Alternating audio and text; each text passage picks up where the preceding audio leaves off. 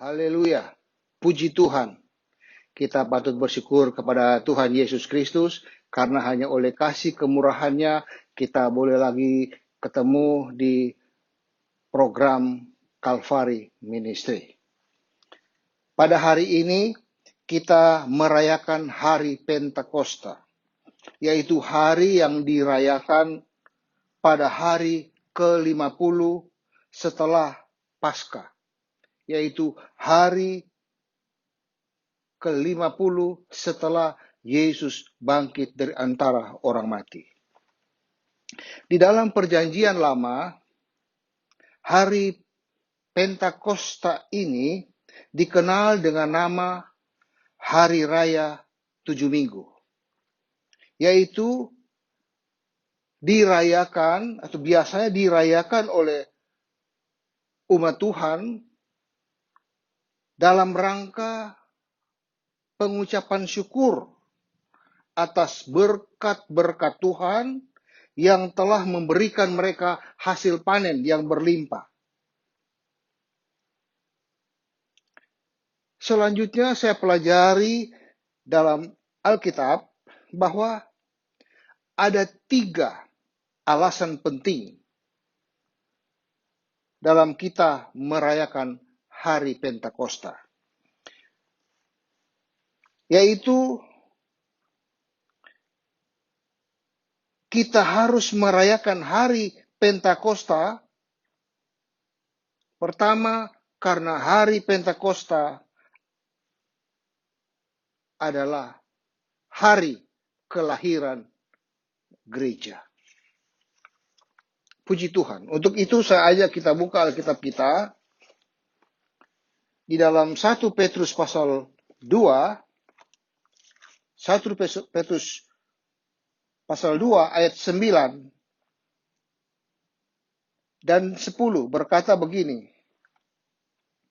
Tetapi kamulah bangsa yang terpilih, imamat yang rajani, bangsa yang kudus, umat kepunyaan Allah sendiri, supaya kamu memberitakan perbuatan-perbuatan yang besar dari Dia yang telah memanggil kamu keluar dari kegelapan kepada terangnya yang ajaib. Kamu yang dahulu bukan umat Allah, tetapi yang sekarang telah menjadi umat-Nya, yang dahulu tidak dikasihani, tetapi yang sekarang telah beroleh belas kasihan. Kalau kita melihat ayat ini, dikatakan bahwa kamulah bangsa yang terpilih. Jadi orang yang percaya kepada Tuhan adalah orang-orang yang terpilih. Terpilih dapat diilustrasikan seperti apabila ada mutiara yang terdapat di dalam lumpur, tidak kelihatan dengan mata, dan ada tangan yang datang mengambil mutiara itu. Satu persatu, mutiara yang diambil oleh tangan itu diangkat keluar dari lumpur, kemudian dilap, dibersihkan, kemudian dia jadi mengkilap. Ini yang dinamakan dengan terpilih. Bukan karena mutiara itu yang berbuat baik, tetapi semata-mata karena tangan ini yang mengambil. Itulah sebabnya keselamatan kita adalah anugerah Tuhan. Tuhan yang begitu mengasihi kita. Dia tawarkan anaknya yang tunggal mati di kayu salib untuk tebus dosa-dosa kita. Ketika kita percaya kepada Yesus yang mati di kayu salib itu, maka kita menjadi anak Tuhan. Kita masuk dalam kategori bangsa yang terpilih. Selanjutnya dikatakan di sini kita adalah imamat yang rajani. Artinya kita adalah imam-imam dan raja-raja. Imam itu berbicara tentang orang yang mempunyai hubungan yang intim dengan Tuhan, di mana hubungan intim ini terbangun karena dia selalu berdoa, dia menyembah Tuhan, memuji Tuhan. Dan kemudian dia juga berperan sebagai pemimpin dari umat Tuhan, supaya bisa membawa umat Tuhan ini datang menyembah Tuhan. Mereka datang persembahkan hidup mereka. Persembahan yang hidup, yang kudus, dan yang berkenan kepada Allah. Mereka bawa ke hadapan Tuhan. Ini imam. Kita inilah imam-imam itu. Dan di sini katakan imamat yang rajani. Kita juga adalah raja-raja. Raja ini berbicara dengan fungsi untuk melebarkan kerajaan sorga. Seorang raja tugasnya adalah melebarkan kerajaan. Itulah sebabnya kita Tuhan katakan, pergilah jadikan segala bangsa muridku. Kita lebarkan kerajaan sorga. Dan raja-raja ini selalu melakukan hal-hal untuk mensejahterakan rakyatnya. Kita juga, kita datang sebagai imamat yang rajani. Kita bawa setiap anak-anak Tuhan, beban-beban anak Tuhan, kita datang bawa kepada Tuhan. Biar Tuhanlah yang berkarya, yang menjawab setiap permohonan anak-anak Tuhan. Puji Tuhan. Selanjutnya, dikatakan di sini bahwa bangsa yang kudus, umat kepunyaan Allah sendiri. Jadi kita ini dikuduskan menjadi milik daripada Yesus, milik daripada Allah sendiri, untuk supaya kita memberitakan perbuatan-perbuatan yang besar dari Allah. Perbuatan yang besar yaitu Allah telah mengorbankan anaknya yang tunggal supaya bisa menebus dosa umat manusia, sehingga manusia dengan Allah bisa diperdamaikan. Yang telah memanggil kamu keluar dari kegelapan kepada terangnya yang ajaib. Keluar dari kegelapan dan masuk kepada terang yang ajaib, itu pengertiannya ada di dalam kitab Kisah Para Rasul, ayatnya yang ke-26 ayat 18. Itu dikatakan seperti ini. Untuk membuka mata mereka supaya mereka berbalik dari kegelapan kepada terang, dan dari kuasa iblis kepada Allah. Jadi kegelapan ini digambarkan di ayat ini sebagai kuasa iblis. Memang kuasa iblis adalah kuasa kegelapan. Kepada terang. Dikatakan di sini kepada Allah. Allah itu terang. Makanya Allah itu adalah terang dunia. Dunia yang penuh dengan kegelapan dosa, kegelapan kuasa iblis, itu diterangi oleh kuasa Allah. Puji Tuhan. Nah, berbicara tentang gereja, bahasa Yunaninya eklesia, itu semua sudah pada tahu, yaitu persekutuan dari orang-orang yang dipanggil keluar dari kegelapan, yang tadi sudah kita baca bersama. Jadi kalau kita perhatikan, persekutuan dari orang-orang percaya ini merupakan suatu perkumpulan dari anak-anak Tuhan. Yang di dalam di sini dikatakan, akar kata gereja itu tidak ada hubungannya dengan pengertian gedung gereja. Tetapi ini lebih kepada orang, manusia. Jadi gereja itu berbicara tentang manusia, tentang orang itu. Yang dalam perkumpulannya, dalam persekutuannya, itu disebut tubuh Kristus.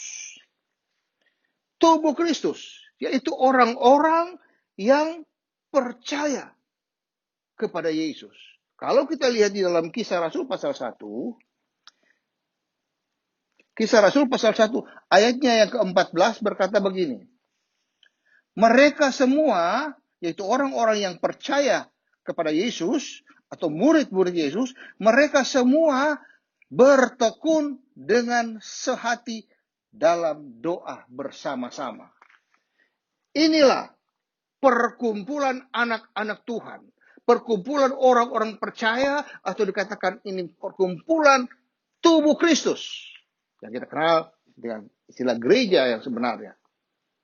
Bahwa mereka bertekun dengan sehati dalam doa bersama-sama. Ini dalam Kisah Rasul pasal 1 ayat 14. Jadi dari sini kita bisa melihat bahwa yang dimaksud dengan gereja adalah kumpulan orang-orang yang percaya kepada Yesus dan mereka bertekun dengan sehati dalam doa bersama-sama. Ada persatuan, ada kesatuan yang diikat dengan kasih Allah.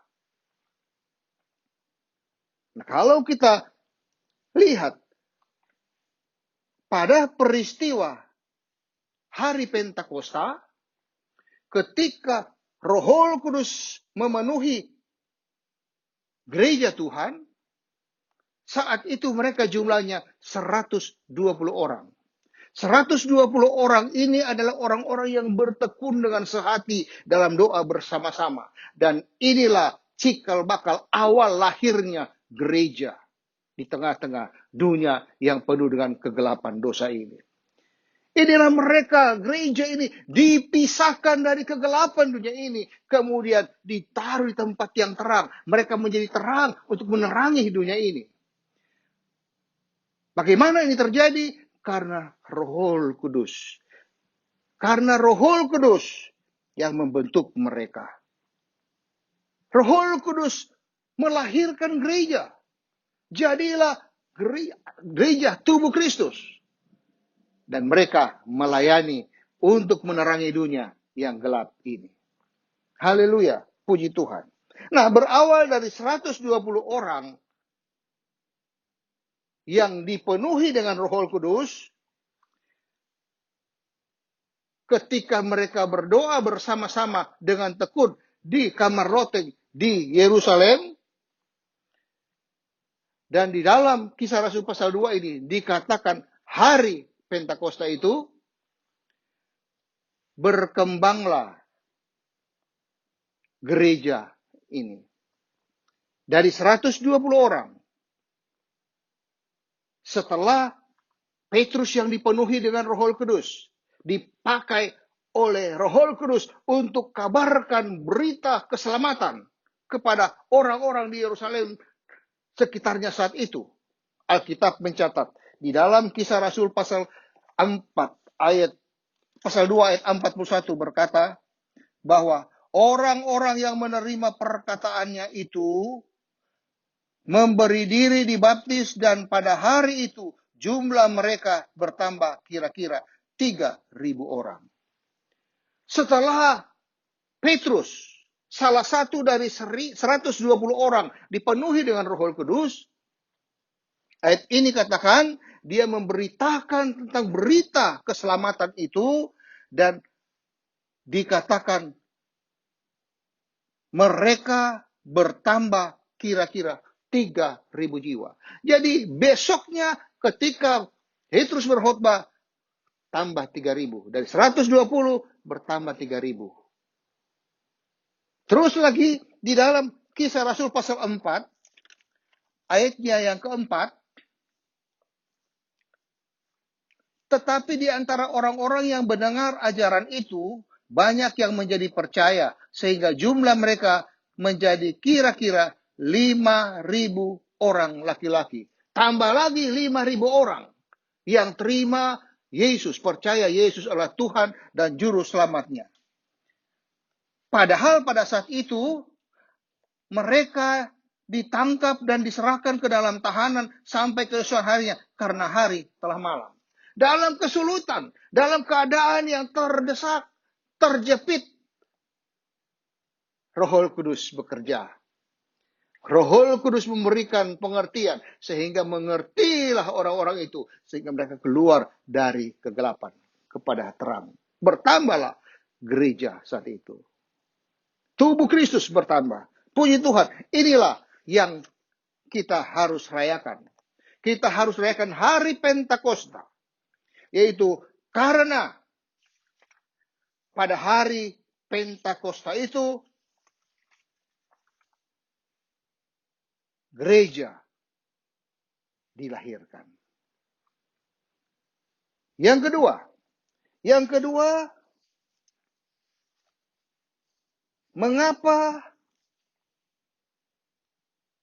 penting kita merayakan hari Pentakosta? Karena pada hari Pentakosta, janji Bapa digenapi. Pada hari Pentakosta, janji Bapa digenapi. Tadi pertama, pada hari Pentakosta, gereja dilahirkan. Poin kedua, pada hari Pentakosta, janji Bapa digenapi. Ajak kita buka Alkitab kita di dalam Injil Lukas. Injil Lukas pasal 24 ayatnya ke-49. Dan aku akan mengirim kepadamu apa yang dijanjikan Bapakku.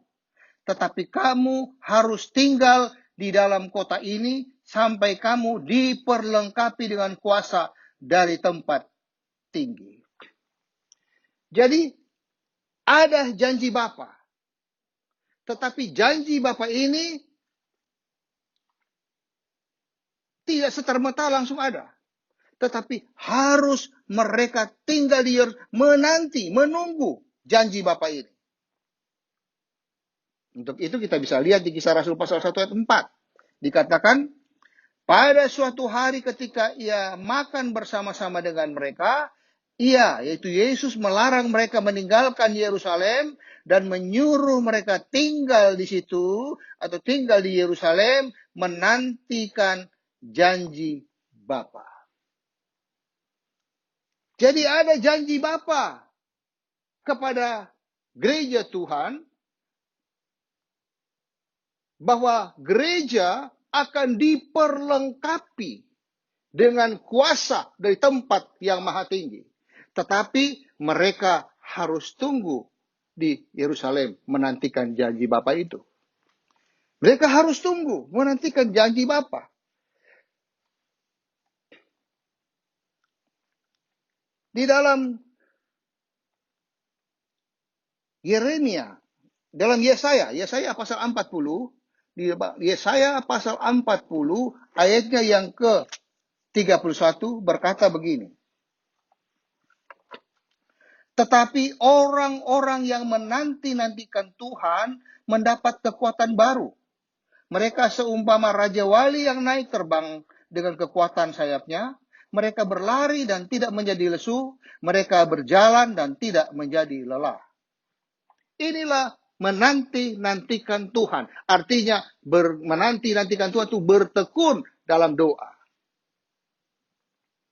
Seperti murid-murid Tuhan atau gereja Tuhan, bahwa mereka menanti-nantikan Tuhan, yaitu menantikan janji Bapa. Mereka menantikan janji Bapa di Yerusalem. Mereka harus tunggu. Dalam mereka menantikan janji Bapa, ayat ini katakan mereka mendapat kekuatan baru. Jadi dalam kita menantikan Tuhan, kalau senantiasa kita bertekun dalam doa, maka kita akan memiliki kekuatan baru. Bahkan jika mereka seumpama Raja Wali yang naik terbang. Jadi kekuatan baru itu bukan tinggal diam, tetapi terbang tinggi. Naik terbang tinggi. Dan dikatakan di sini, mereka berlari tidak menjadi lesu, mereka berjalan tidak menjadi lelah. Walaupun mereka berlari, walaupun mereka berjalan, tidak menjadi lelah. Jadi dalam kita mengiring Tuhan, kita harus terus bergerak, terus maju, naik terus, mendaki terus. Kita berjalan dengan jangan sekali-kali menyerah. Kita harus selalu berada dalam bertekun dalam doa. Kaitkan dengan janji Bapa ini, bisa kita lihat dengan Yesaya 28. Di dalam Yesaya pasal 28, dikatakan begini, ayat yang 11 dan 12. Ini berkaitan dengan menanti-nantikan Tuhan. Sungguh, orang-orang yang berlogat ganjil, dan oleh orang-orang yang berbahasa asing, ya ini, akan berbicara kepada bangsa ini, Dia yang telah berfirman kepada mereka, inilah tempat perhentian. Berilah perhentian kepada orang-orang lelah. Berilah perhentian kepada orang-orang lelah. Ketika mereka menerima janji Bapa, mereka dipenuhi dengan Roh Kudus, ada janji Bapa bahwa di situ ada perhentian. Perhentian ini berbicara tentang ketenangan. Orang yang menanti-nantikan Tuhan, selain dia itu menanjak bagaikan burung Raja Wali, dia juga terus bergerak maju dan lari tanpa menyerah. Dia juga memiliki ketenangan. Dalam berdoa, firman Tuhan kata, jadilah tenang supaya kamu dapat berdoa. Ini peranan Roh Kudus yang mau memberikan kepada kita ketenangan yang sempurna. Supaya kita dapat berdoa. Lebih lanjut, saja kita buka Yesaya pasal 32. Yesaya 32 ayatnya yang ke-15 berkata begini. Sampai dicurahkan kepada kita roh dari atas. Roh Kudus dari atas. Maka padang gurun akan menjadi kebun buah-buahan, dan kebun buah-buahan itu akan dianggap hutan. Ketika roh yang dari atas itu turun, maka walaupun keadaannya adalah bagaikan gurun, padang gurun, tandus, tidak ada apa-apanya, akan berubah menjadi kebun buah-buahan. Bahkan kebun buah-buahan itu akan dianggap sebagai hutan. Hutan buah-buahan. Penuh dengan buah. Padahal tadinya itu padang gurun. Ini janji Bapa. Bahwa janji Bapa bahwa kalau Roh Kudus turun, selain ada yang dinamakan ketenangan yang luar biasa, yang membuat orang bisa berdoa, sehingga dia bisa naik tinggi, dan dia bisa bersemangat untuk berlari dan berjalan tidak lelah. Di sini ayat yang berikutnya katakan bahwa janji Bapa itu mendatangkan berkat-berkat yang berlimpah. Padang gurun bisa berubah menjadi kebun buah-buahan. Haleluya. Puji Tuhan. Lebih lanjut kalau kita kembangkan lagi dari perjanjian lama ke perjanjian baru di dalam Injil Yohanes pasal 14 ayatnya yang 16 berkata begini.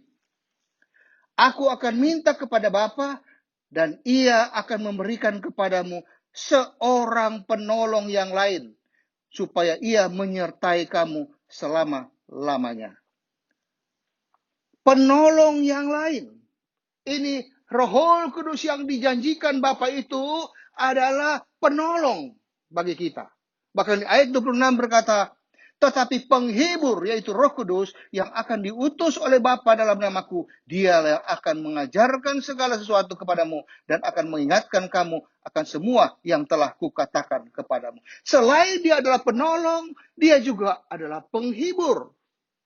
Kehidupan kita, gereja Tuhan, di tengah-tengah kegelapan dunia ini, kita menjadi terang, ada masa-masanya penuh dengan pergumulan, penuh dengan peperangan iman. Tetapi kita tidak sendiri, karena janji Bapa bahwa ada Roh Kudus yang akan menghibur kita ketika kita dalam keadaan kesulitan, yang akan menolong kita ketika kita ada dalam persoalan. Ini yang kita kenal sebagai Parakletos. Roh Kudus itu Parakletos. Dia penolong, dia menghibur kita. Jadi dari sini kita melihat bahwa pada hari Pentakosta, janji Bapa digenapi. Penggerapan janji ini, di sana dia katakan, janji-janjinya bahwa dia akan memberikan ketenangan kepada kita. Dia akan memberikan berkat berlimpah kepada kita. Dia akan memberikan penghiburan. Dia akan memberikan pertolongan kepada kita. Bahkan di dalam Kisah Rasul pasal 1 ayatnya yang ke-8 dikatakan, tetapi kamu akan menerima kuasa kalau Roh Kudus turun ke atas kamu. Juga dia akan memberikan kuasa kepada kita.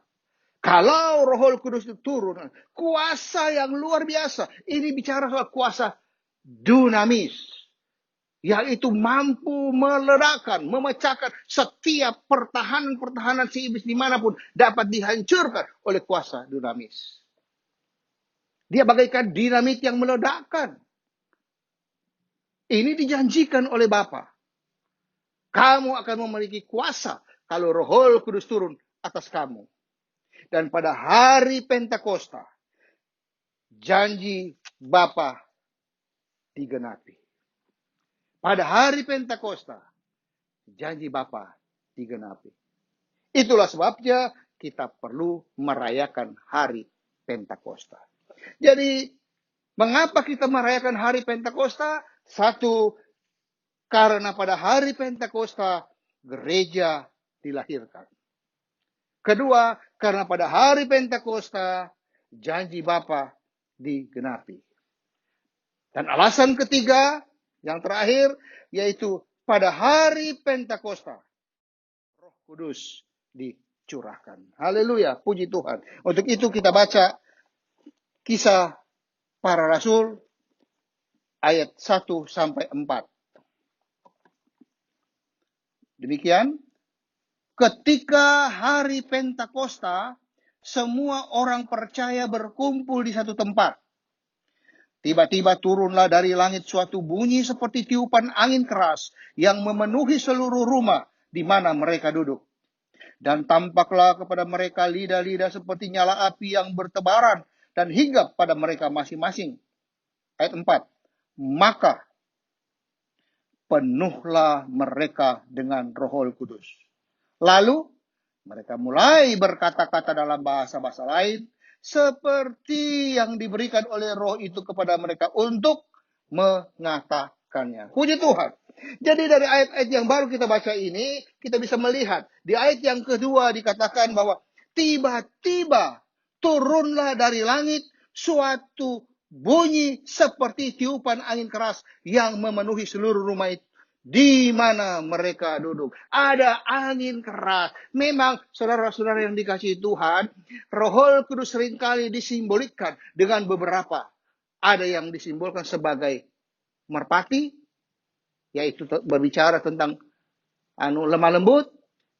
Ada disimbolkan sebagai air yang turun mencari hati yang rendah, hati yang hancur, Roh Kudus ke sana.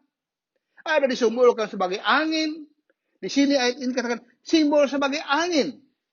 Dan nanti di ayat 3 dikatakan sebagai api. Sebagai angin. Angin adalah bahasa dia ruah. Artinya itu roh. Roh juga. Nah, roh itu tidak bisa dilihat. Seperti angin kita tidak bisa lihat. Kita tidak tahu dia warna apa. Kita tidak tahu dia seperti apa bentuknya. Tetapi dari gerakan yang ada, yang ditiupkan oleh kita bisa tahu, oh ada angin di situ. Dari tiupan angin terhadap kita rasakan ada angin. Begitu juga dengan roh. Roh Kudus bekerja seperti angin di sini katakan. Tiba-tiba turun dari langit suatu bunyi. Angin yang kencang. Angin yang keras. Kalau kita melihat di dalam Yehezkiel pasal 37, ada satu cerita yang bagus sekali, yaitu tentang bagaimana kebangkitan Israel. Di mana saat itu Israel sedang dalam keterpurukan, tidak bisa berbuat apa-apa. Tetapi mereka berada seperti tulang-tulang yang ada di tengah-tengah lembah itu. Ketika Yehezkiel berfirman sesuai firman Tuhan yang disampaikan kepadanya, dia bernubuat, maka tulang-tulang itu menyatu. Membentuk satu pasukan, tetapi tetap mati. Hanya bentuk kerangka saja. Tetap mati saja. Sudah ada persatuan, tapi mati sifatnya. Tiba-tiba Tuhan perintahkan kepada Yehezkiel, hembuskan angin kepada mereka, nafas itu. Maka berhembuslah ke dalam orang-orang yang itu. Mereka hidup kembali. Jadi Roh Kudus yang memberikan kehidupan. Israel berbicara tentang anak-anak Tuhan. Orang-orang bisa kita bersatu dalam satu organisasi gereja. Kita bisa bersatu dalam komunitas gereja. Tetapi kalau tidak ada Roh Kudus, maka itu bagaikan mayat-mayat yang berjalan. Itulah sebabnya perlu yang namanya angin Roh Kudus datang untuk mengisi kehidupan kita sehingga gereja Tuhan bisa hidup dan berkuasa. Kedua, dikatakan di ayatnya yang ketiga bahwa tampaklah kepada mereka lidah-lidah api atau nyala api yang bertebaran hingga mereka. Simbolik dari Roh Kudus salah satunya adalah api. Api ini yang harus kita selalu kita harus memiliki, yaitu api Roh Kudus.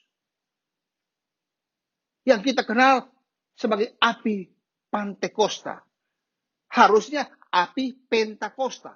Tetapi kita sekarang sangat familiar dengan api Pantekosta. Bahkan ada lagunya. Api Pantekosta kupunya, kubiarkan menyala. Kenapa kok api Pantekosta? Bukan api Pentakosta.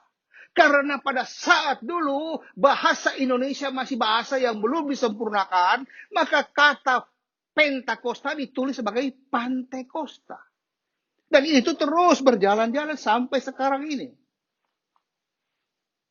Tetapi semua mengerti bahwa itu adalah kuasa Roh Kudus. Kuasa Roh Kudus harus ada dalam hidup kita. Sebab itu dalam 1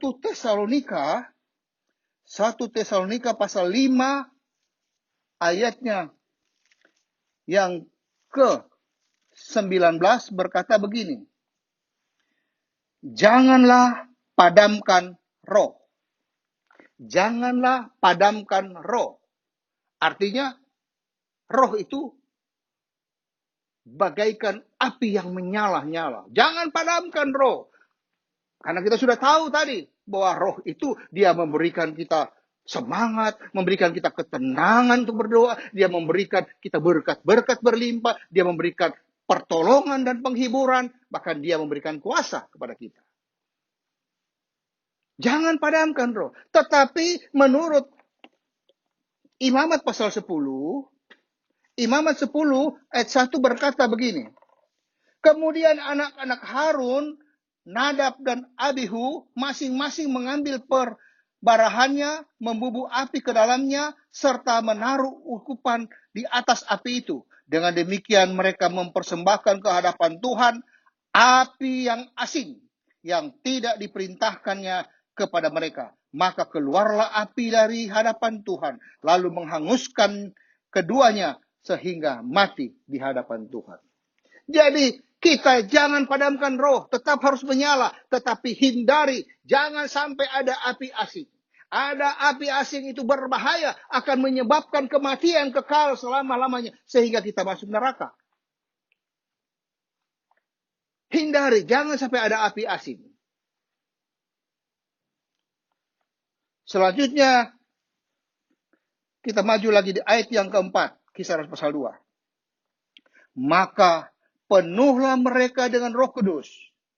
Lalu mereka mulai berkata-kata dalam bahasa-bahasa lain seperti yang diberitakan oleh Roh itu kepada mereka untuk mengatakannya. Haleluya, puji Tuhan. Maka penuhlah mereka dengan Roh Kudus. Apa tanda mereka penuh dengan Roh Kudus? Mereka penuh dengan Roh Kudus, tandanya adalah mereka mulai berkata-kata dalam bahasa lain. Mereka mulai berkata-kata dalam bahasa roh. Kalau ayat 2, ayat 3 tadi, itu bicara tentang angin dan api, itu berbicara tentang tanda-tanda ajaib yang dikerjakan oleh Roh Kudus. Sedangkan ayat 4 ini berbicara tentang tanda dipenuhi dengan Roh Kudus. Tanda dipenuhi dengan Roh Kudus satu-satunya adalah berbahasa lidah, berbahasa roh. Ini penting. Kita kontrol lagi dengan ayat yang lain di dalam Kisah Rasul pasal 10. Kisah Rasul pasal 10, ketika Petrus dan Kornelius ketemu, kemudian dia bawakan firman Tuhan, di ayatnya yang ke-44 berkata begini, sampai 46. Ketika Petrus sedang berkata-kata demikian, turunlah Roh Kudus ke atas semua orang yang mendengarkan pemberitaan itu, yaitu Kornelius dan keluarganya. Dan semua orang percaya dan golongan bersunat yang menyertai Petrus tercengang-cengang karena melihat bahwa karunia Roh Kudus dicurahkan ke atas bangsa-bangsa lain juga. Sebab mereka mendengar orang-orang itu, yaitu Cornelius dan keluarganya, yang tadi bukan orang percaya, tetapi ketika dengar firman mereka percaya kepada Yesus, orang-orang itu berkata-kata dalam bahasa roh dan memuliakan Allah. Haleluya, puji Tuhan. Jadi mereka berbahasa-bahasa roh dan memuliakan Allah. Inilah tanda dipenuhi dengan Roh Kudus. Maka kita maju lagi. Di ayat yang 19 dikatakan begini. Ayat 19,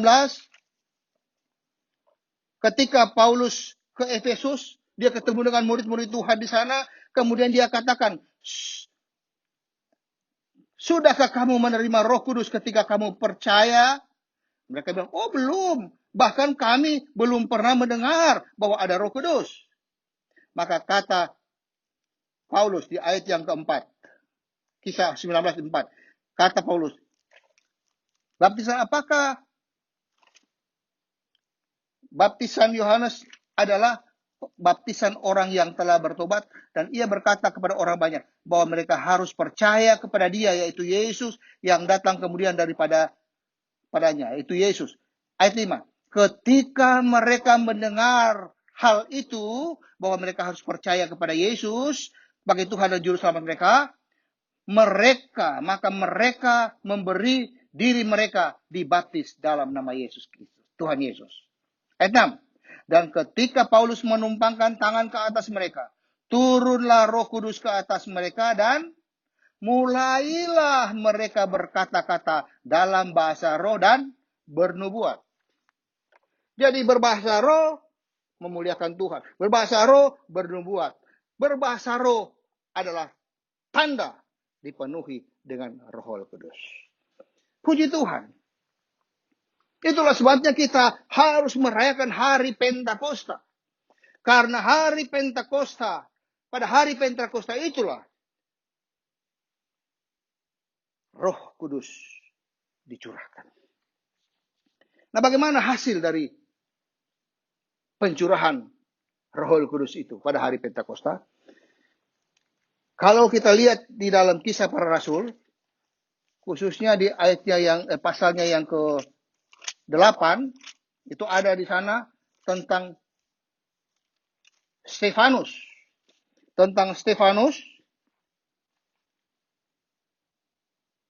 Masuk pasal 7 ayat 55, pasal 7 ayat 55, pasal 7 ayat 55 berkata, tetapi Stefanus yang penuh dengan Roh Kudus menatap ke langit, lalu melihat kemuliaan Allah, dan Yesus berdiri di sebelah kanan Allah Bapa. Stefanus penuh dengan Roh Kudus ketika dia dilempari dengan batu sampai mati. Tetapi mengapa Stefanus yang penuh dengan Roh Kudus kemudian dilempari dengan batu? Karena dia berani mengabarkan Injil keselamatan Yesus. Itulah sebabnya kalau kita dipenuhi dengan Roh Kudus, tanda mulainya dipenuhi Roh Kudus adalah berbahasa roh. Tetapi ketika kita berjalan dipimpin oleh Roh Kudus, kita akan memiliki roh keberanian untuk kabarkan keselamatan buat Yesus. Ini yang paling penting. Selain kita dipenuhi dengan Roh Kudus, kita harus dipimpin oleh Roh Kudus untuk mengabarkan Injil keselamatan Yesus Kristus. Kenapa? Karena kita percaya bahwa Roh Kudus itulah adalah kuasa yang memampukan kita untuk menyampaikan kabar keselamatan itu. Itulah sebabnya biarlah kita mau menerima Roh Kudus itu. Di dalam Kisah Rasul pasal 2 ayatnya yang ke-39 dikatakan begini. Sebab bagi kamulah janji itu, yaitu dipenuhi dengan Roh Kudus, dan bagi anak-anakmu, dan bagi orang-orang yang masih jauh, yaitu sebanyak yang akan dipanggil oleh Tuhan Allah kita. Jadi dipenuhi dengan Roh Kudus itu adalah selain kita sekarang ini supaya kita punya kuasa untuk mengabarkan Injil keselamatan Yesus Kristus, supaya kita mempunyai suatu ketenangan jiwa untuk berdoa, menyembah dan memuji Tuhan, supaya kita mendapat Parakletos, yaitu penghibur penolong kita, bahkan kita memiliki berkat-berkat berlimpah. Semuanya itu memang untuk kita, anak-anak Tuhan. Tetapi juga bagi anak-anak kita, cucu-cucu kita. Sebab itu, anak-anak kita harus didik mereka percaya kepada Yesus dan penuh dengan Roh Kudus. Terima kasih, Tuhan Yesus memberkati kita semua. Sekali Yesus, tetap Yesus. Haleluya.